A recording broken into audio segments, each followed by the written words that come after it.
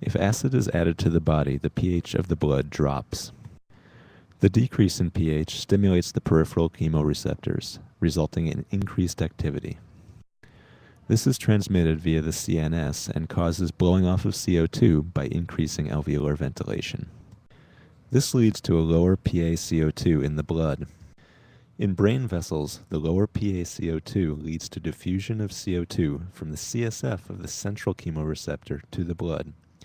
This occurs relatively rapidly because the blood-brain barrier is highly permeable to CO2. This is in contrast to the situation for H+. These ions don't easily cross the blood-brain barrier. Therefore, the central chemoreceptor sees the lowered CO2 of the body but not the elevated H+, at least in the short term. The lowered PCO2 of the brain and hence increased pH lead to decreased activity of the central chemoreceptor. This decrease in activity attenuates, that is, puts a short-term brake on, the increase in alveolar ventilation. Thus, in the short term, the activity of the central chemoreceptors acts to oppose or balance the activity of the peripheral chemoreceptors.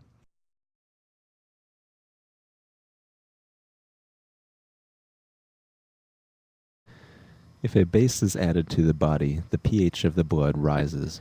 This rise in pH is sensed by the peripheral chemoreceptors, leading to a decrease in activity.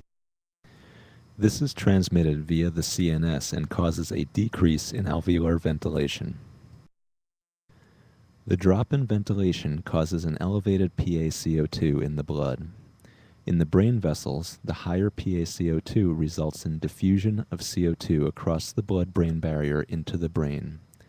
This occurs relatively rapidly because the blood-brain barrier is highly permeable to CO2. This is in contrast to the situation for H+. These ions don't easily cross the blood-brain barrier. The central chemoreceptor sees the elevated CO2 of the body, but not the lowered level of H+, at least in the short term. The elevated PCO2 of the CSF, and hence lower pH, lead to increased activity of the central chemoreceptor. This increased activity stimulates, that is, raises the alveolar ventilation back toward the initial levels. Thus, in the short term, the activity of the central chemoreceptors acts to oppose or balance the activity of the peripheral chemoreceptors.